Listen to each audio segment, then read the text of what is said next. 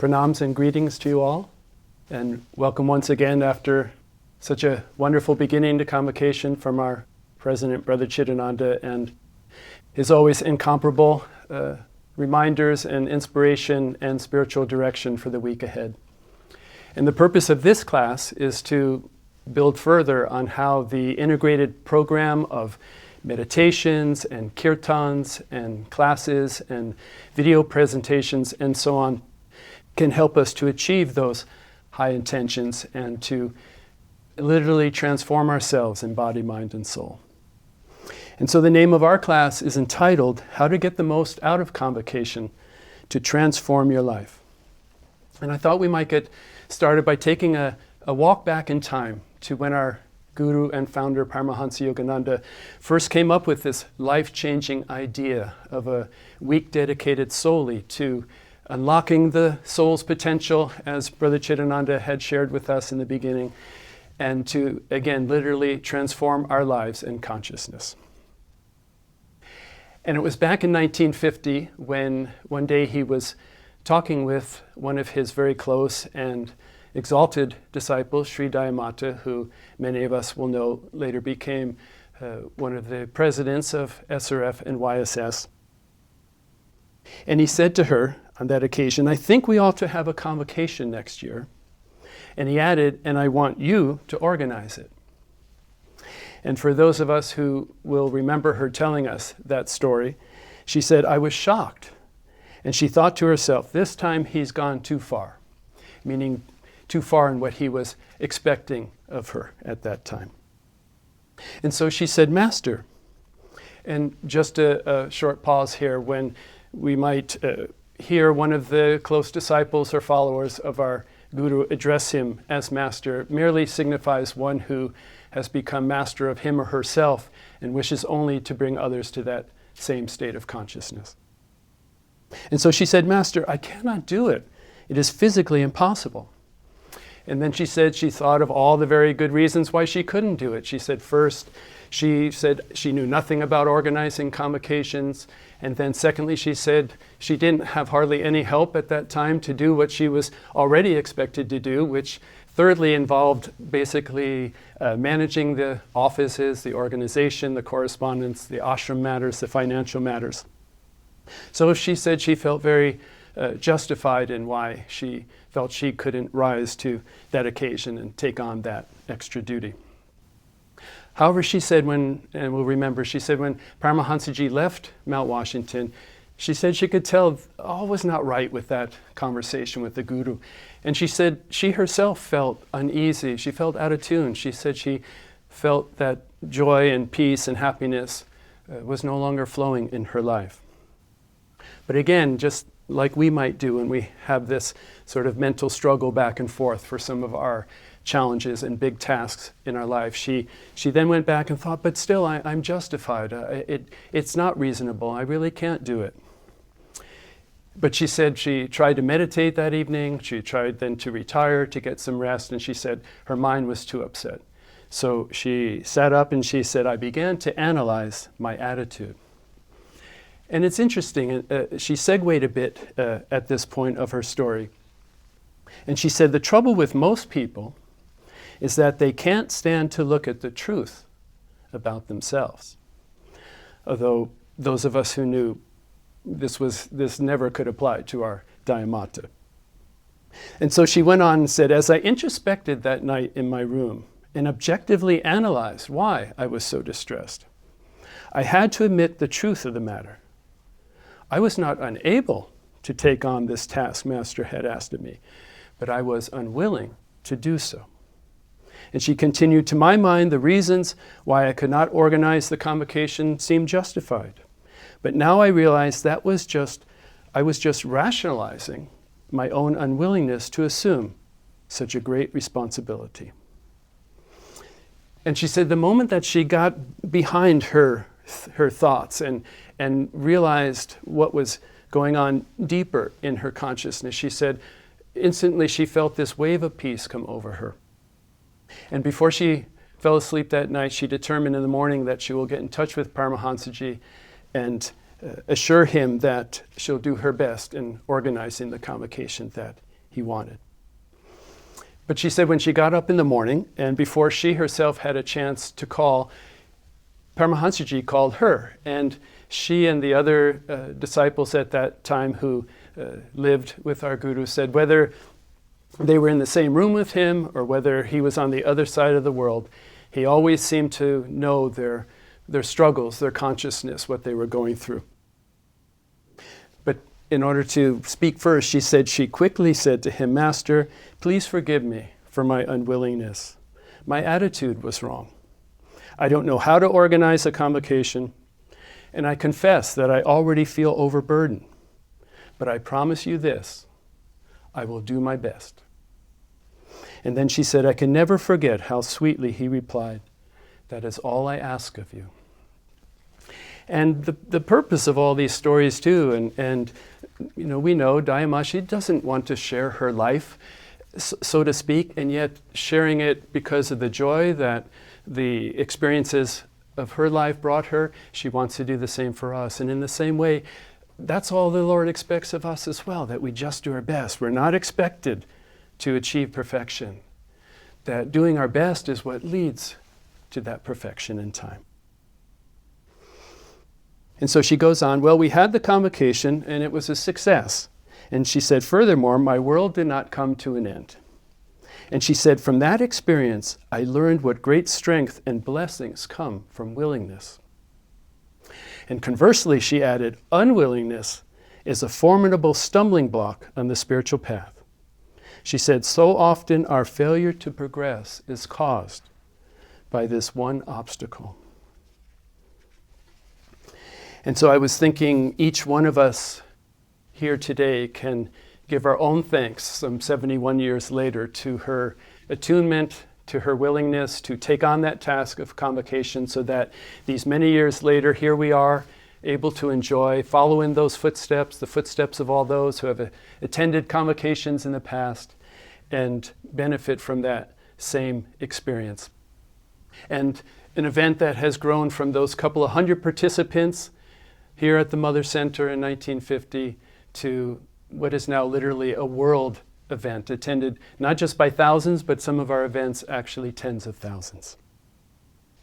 And so again, the point also is when we apply or muster those same qualities or carry that same torch of willingness and faith and use them in our lives against the obstacles we face, then we can attain a similar transformation in our lives as well. And so that was the story of that first World Convocation from Dayamma's perspective, who was asked to organize that event. But that 1950 convocation was unique for our Guru as well. In fact, he said that during that event he had what he called one of the greatest experiences of his entire life. And it's a story that this time was narrated by Sri Mrinalini Mata, who, again, as most of us know, succeeded Sri Dayamata as our fourth president of SRF NYSS after Dayamma's passing. And so Mrinalini Ma starts off, I remember at the time of our first World Convocation held at the Mother Center in 1950, Master was having a particular difficulty with his legs. And she paused and said because of the karma that he was taking on of others at the time onto his own body.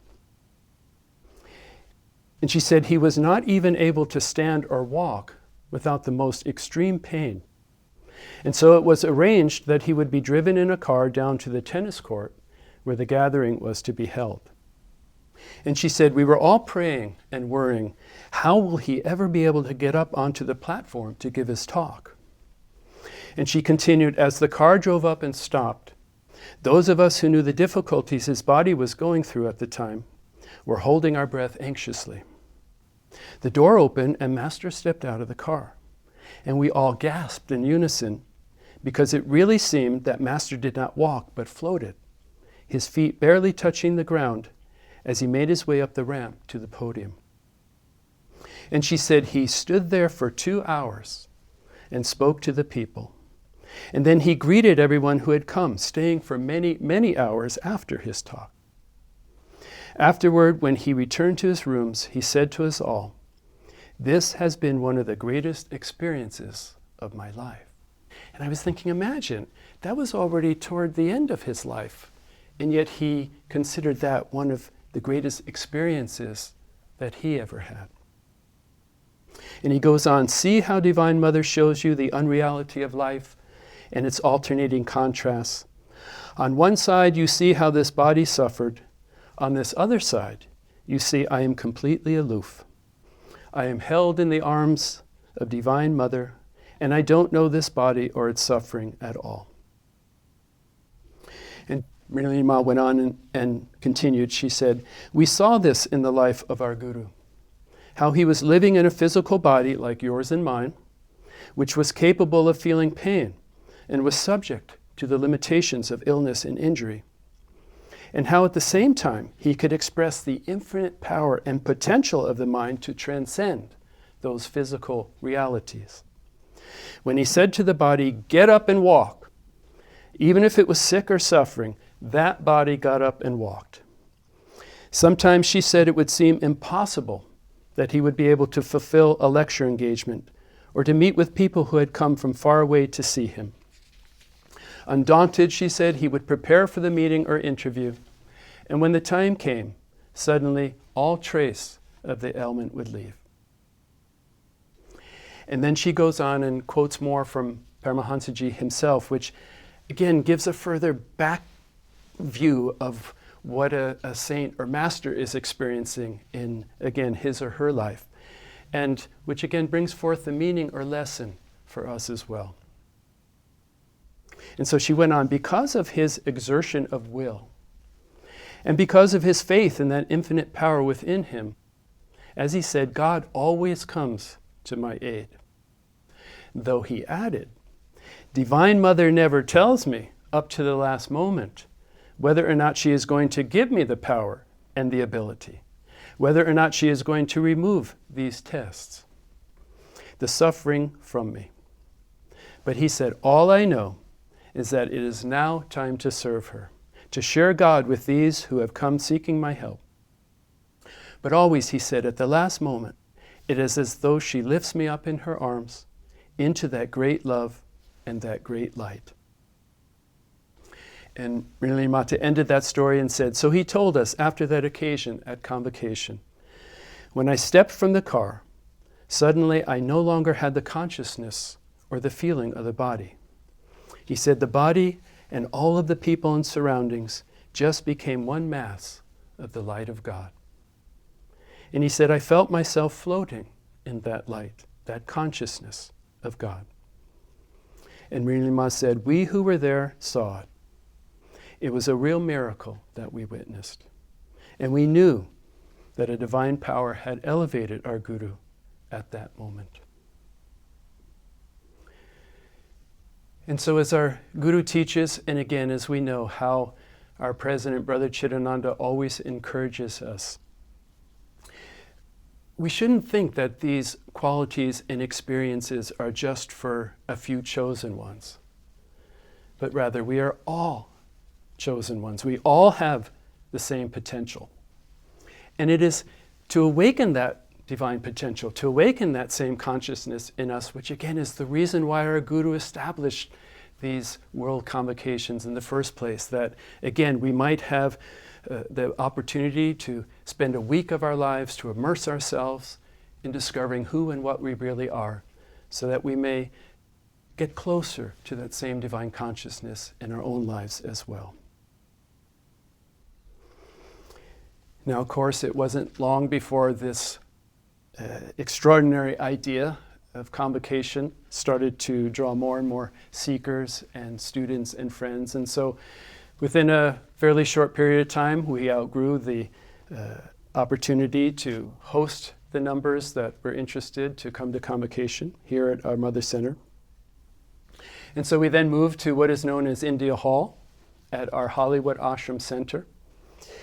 And from there to the Hollywood Assistance League Theater that we also quickly outgrew. And then to what is known as the Wilshire Ebel Auditorium. And then from there it was our joy to then move into what is known as the Biltmore Hotel, where, as most of us know, that is where our Guru left his body in Mahasamadhi in 1952 after speaking of God in his beloved India.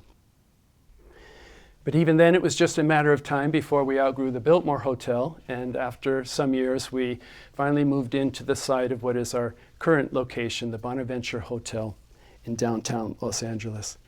And of course, we could have never foreseen the events of the last year or two. And so that convocation at the Bonaventure Hotel has now, of course, expanded into a virtual worldwide convocation that has gone beyond hotels and borders, but has embraced the whole world. And for a moment, thinking back to the Biltmore and Bonaventure hotels, it was a real joy, and is a real joy, working with the management there, first with the Biltmore staff, and of course currently with the hotel management at the Bonaventure. And one of the managers one time said to us, "We just love having your people here." And he added, "You make a temple of this hotel." And he said, "No other group that we host in their conventions has such members. Where do you find so many persons who are so well behaved?" And then this fellow added, "Some of them even make their own beds." And so the point is, we may not always see our progress or how we're being transformed. And again, to keep in mind, our Guru once said that effort is progress. And as said before, doing our best is what is inspiring to others and to the divine. And so we often may not realize just how our own efforts can and do inspire others along their path as well. Thinking back, I now remember my own first convocation that I attended back in 1973.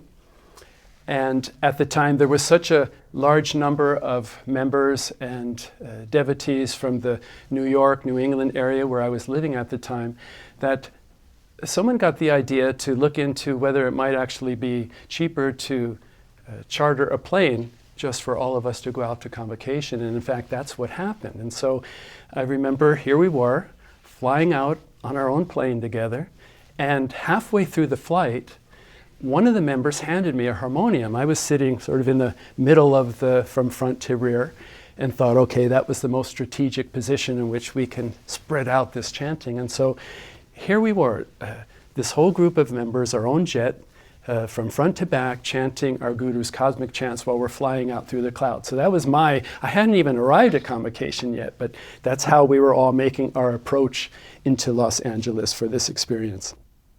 And, from that flight out to the first event at convocation to the last, I was just mesmerized. And I had never experienced anything like that in my life before. And it was safe to say, looking around at all the other members who I didn't know, but I could just see and feel they were having the same experience as I was. And if somebody were to ask me, what is convocation? From my experience before entering the ashram as a monastic, and now from this side as well, my perspective's the same. I would answer just right away, it's the most brilliant, novel idea to take a week out of our lives and to dedicate those days entirely to discovering in a greater way what and who we really are. And not just by ourselves, but in the company of so many others, thousands literally, that are endeavoring to do the same thing. And of course, those of us that have come to convocation, to these different venues, and feel that power as a group, still, even if we're alone right now in our flat or our home somewhere, still we can feel that we are experiencing convocation. We're making this effort in the company of each other, and that will have a profound benefit to our own individual seeking as well. So much so that at the end of this week, we are changed, we are transformed, we're supercharged in body, mind, and soul, ready to go back into our daily lives and to face whatever battles lie ahead of us, and to experience in a greater way the joys that lie ahead of us as well. And in its own unique way, again, as we can experience, we are experiencing in this moment, and certainly those who participated in that first online convocation last year, we know that this year promises to be just the same. This wonderful opportunity in this virtual hotel and room to have that same transformative experience as we would if we were here all together in person. And so let's take a deeper dive now into what will actually be offered this week and how to get the most out of that virtual experience. Of course, you can find the weekly schedule and all the other relevant information on our website as to what is being offered each day, the meditations, the classes, the kirtans, the virtual video tours of the ashram centers where our guru lived, and the other video offerings. And one way to look at this package of convocation is to see that it all makes up what our guru called his how to live teachings, this guide to our everyday life and experiences. And that lead, he said, to the harmonious development of body, mind, and soul. And in fact, he categorized these how to live skills and principles into 4 areas of practical learning that he called science of the body, mental engineering, social arts, and applied spiritual science. And so throughout the week, not just the theory and principles, but the actual how to live methods and tools will be taught that will help us to realize in our own lives that theory and the principles that he teaches. And really it's those tools, and in particular those meditation techniques, that bring about that transformative change. And of course, most importantly, it's our application, it's our practice of those tools and those methods that will bring about that transformative power of convocation. Now on the website, you'll also see a couple of sections outlining, first of all, how to prepare for convocation, and then secondly, how to get the most out of our convocation experience each day. And one of the ideas mentioned, first of all, is that you may wish to set aside, if possible, a room or a section of a room where each event, that can be your place of convocation, that can be your temple or your spiritual cave, so to speak. And of course, if you're sharing convocation with friends or family, then that room or spiritual cave will need to be a bit larger. And in fact, on this point, I wanted to mention how last year, how many of you told us how wonderful one aspect of this virtual convocation was that it allowed so many of you to come together as a whole family and experience convocation because, of course, sometimes the kids are in school or only one parent can come. And so even though we look forward again to the time, of course, when we can also come together at the Bonaventure Hotel, this is a wonderful opportunity that you shared with us to experience convocation as a family. So hello to all of you that are experiencing and joining in as a family or with your friends again this year as well. And then during the week, or certainly during the events themselves, it will also help to put aside other activities and distractions as much as possible. Of course, that's one advantage when we're actually in person together in a group. There's that social leverage, or we're more quiet, we're not allowing ourselves to be distracted by things, and versus the temptation perhaps, or inclination, well, I'll just fold some laundry while I watch the class here or something like that. And in addition, of course, now deep breath. Another suggestion is that you turn off whatever notifications, calls, messages might come through on the electronic device that you're going to actually be using to tune in to convocation. Again, the point being so that you can participate as much as possible and immerse yourself into this week of convocation. Of course, multitasking can be necessary or good at times, but again, on this point, meditation and concentration, this is single tasking. And again, to in general, we know if we can let go some of what we may be used to, constantly checking our electronic devices or just allowing life to distract us, the more that we can compartmentalize that, then not only during this week of Convocation, but in all the weeks of our life, we clear some space that we may have lost in this electronic age. That is all brilliant, it's all wonderful. We're using it right now to communicate together and to share Guruji's teachings. But it still requires it's like our Guru said about food once. Food's wonderful. We know, it's enjoyable. He said, enjoy food, eat food. But he said, don't let the food eat you. So we make use of the brilliant inventions and innovations that are coming from God through mankind. But we don't let these inventions rule us. We rule them. So we'll see if this week you can do that, and then in general maybe see the value of it. We clear some space in our lives so that the peace and presence of God that's always there, but we may have lost sight of when our minds are unavoidably having to, like a bird, sort of jump on each little branch one at a time.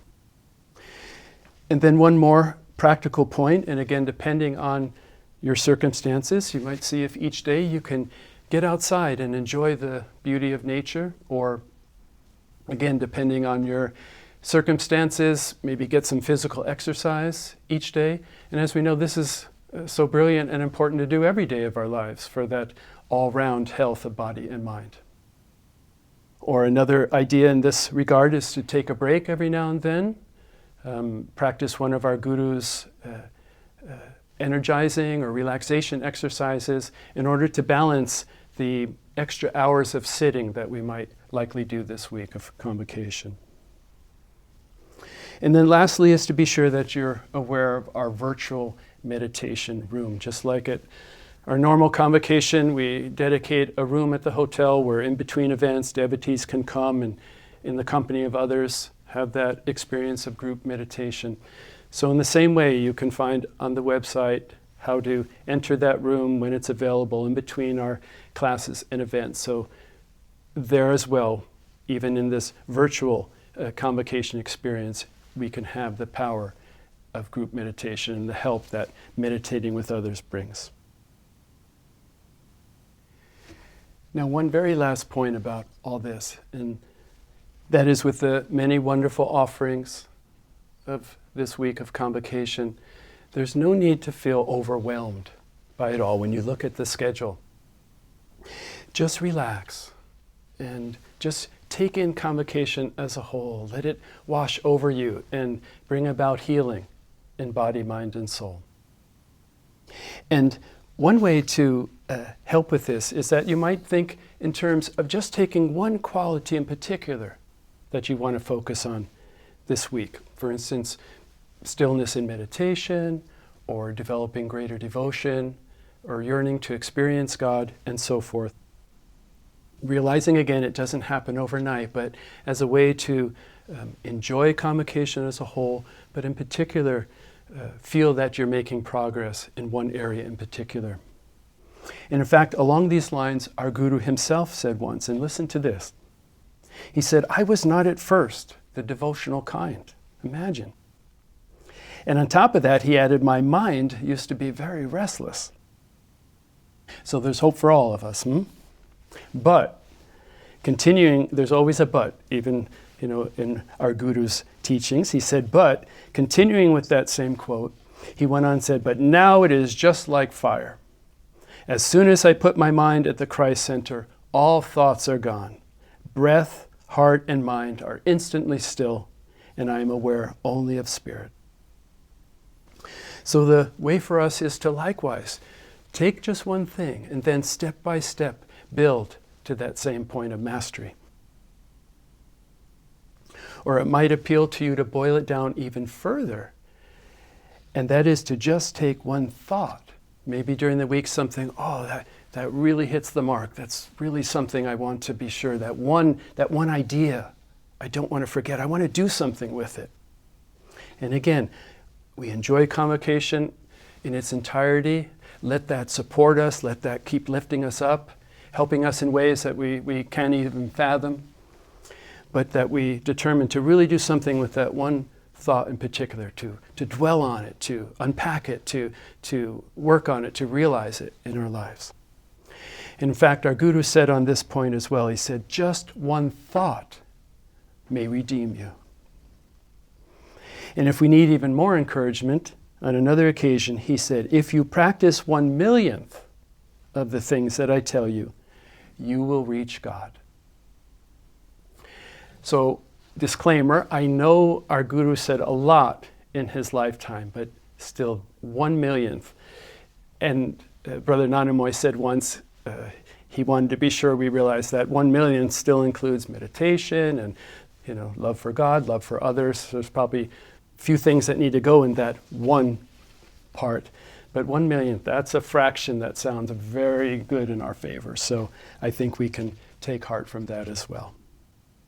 And of course, on a more serious note before we close, we also know that life, of course, isn't very easy at times, to say the least, and certainly not this last year or two in particular.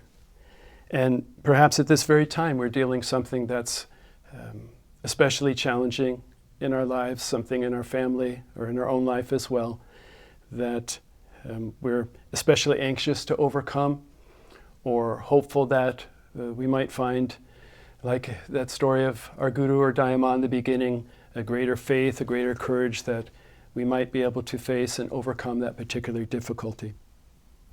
And if that's the case, I would say and assure you again from my own experience, and realize that Convocation, this week of Convocation, is a perfect time for you to find that help, to find that strength, to find that courage in which to deal with whatever may be going on in your life at this time. Because again, not only are we giving ourselves to that divine light and strength that we're looking to draw on, but we're doing so in the company of so many others that are doing the same thing. And we know, as Christ said, where 2 or 3 are gathered, there am I. And so that power that we're generating as a group is going to draw on the divine in a greater way. So that presence of God, that blessing of God, is even more present at this time than normal for us to appeal to turn to, and to draw on to help us face whatever we may be going through. Sister Gyanamata, one of the great women disciples of our Guru, once said, there is no spirituality without heroism.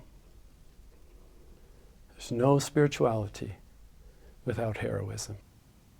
And if we look at the lives of the saints and masters, we see this is the path that they walked. These are the experiences that they had, that they might show us how we can overcome our struggles along our own individual path and journey.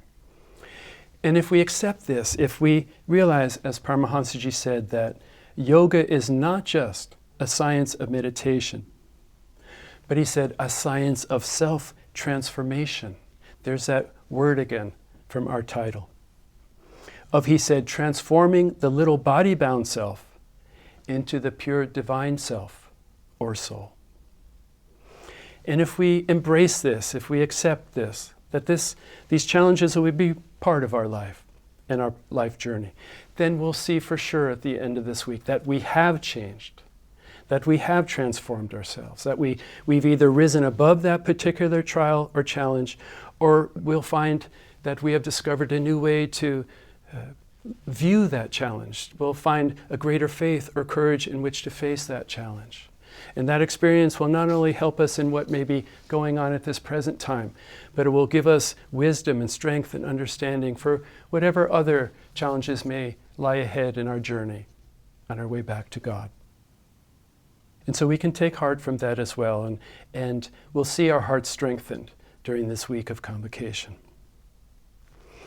And I was thinking, and again, it was something that Sister Gyanamata said in one of her letters once, that no matter how hard our difficulties are, the interesting thing is that if we look within ourselves, in that stillness of our own soul, we'll realize that no matter how good anyone else has it, we really prefer our own karma to anyone else is.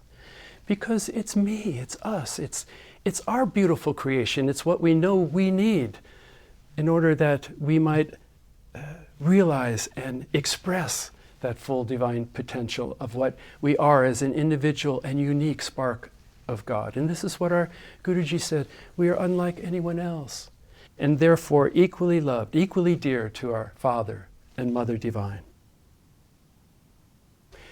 And really, God doesn't want us to be anyone other than who we already are.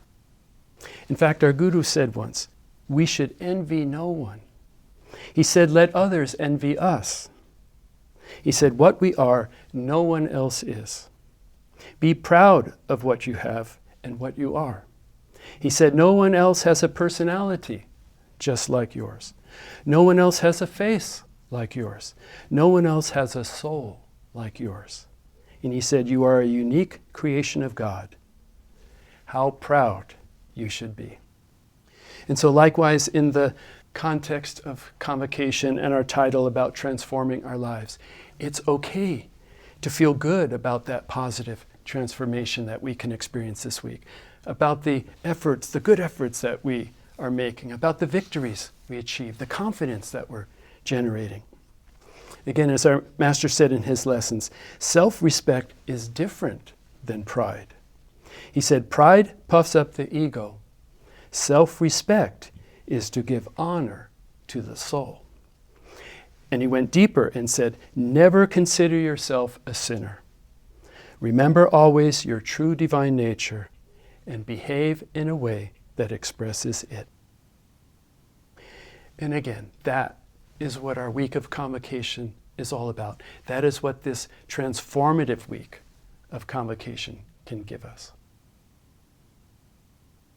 I mentioned toward the beginning of our talk about my own first convocation and flying out on that plane that we chartered as a group. And understandably, I was a bit sad to leave that bit of heaven on earth and that temple, as even the hotel manager had put it. And as I was moping through the airport in Los Angeles on my way to the terminal at this time on a regular commercial flight, although there weren't X-ray machines at the time, there was quite a bit of tension at the airport at that particular time because of the world events that were going on then as well. And so the airport officials were actually looking inside everyone's luggage before we were able to board the flight. And so my turn came. I walked up to this fellow who, he was this big muscular man. And at that moment, it flashed that I had purchased at convocation a large 16 by 20 photo of Paramahansa Yogananda that I wanted to bring back home with me. And I had laid it in my luggage so face up on the top of my other belongings. And so in a flash, I realized, okay, as soon as I open, here's this picture, here's this giant of a man, and this should be interesting. So as I unzipped my bag, there's Yogananda's face looking up. Here's this big man looking down. He took a step back and he said, Paramahansa Yogananda, my guru. And he said, go on up, just everything's okay. So as I was recovering from that experience myself and trying to process it, and I didn't really, I was too taken out of my own space to kind of ask, well, now when did you become a member, and all the details. I was just, let's face it, I was just enjoying the wonder and the beauty of that moment because, again, no miracle, no levitation, no lights, but really it was these are the best miracles. And we all experience them as soon as we turn back toward that light, as soon as we start moving back toward spirit. These are the most beautiful miracles of all. It's just those simple little private, personal miracles of love. And of course, at that moment, all my sadness was gone. And I realized that God and Guru were going back with me to my home, not just in a photograph, but as a living, loving, caring presence. And it reminds me, someone once said that one day we'll realize that not only does Divine Mother love us, but she actually likes us as well. And I just think that's so brilliant. Of course, we need, most important, we want to be loved, but we want to be liked as well. And that's sort of the added bonus of this relationship with the divine, that we are liked so much that we can't even imagine. And in these little ways, we are reminded and will be reminded now and to the end of our days. And so let's finish our class today, if you are able, by spending 10 or 15 minutes together in a guided meditation and prayer, that we might experience and tune into that miracle of love for each one of us and enter into that presence, that omnipresence of God and the divine gurus. And you'll see an additional link for that provided below. And of course, if you are unable to join in now or plan to do so at another time, then let me take this opportunity to wish you all the most blessed convocation. You know, those that every year when they come, those that have come before, they always say, oh, you know, this was the best convocation ever. So for those that have come before, I pray that this be and will be the best convocation experience for you ever. And if you're here for the first time, may it be the most transformative week of your entire life. And in addition to that, from myself and all the monastics, for you and your family and dear ones, all our love and goodwill now and always. Jai Guru, Jai Ma.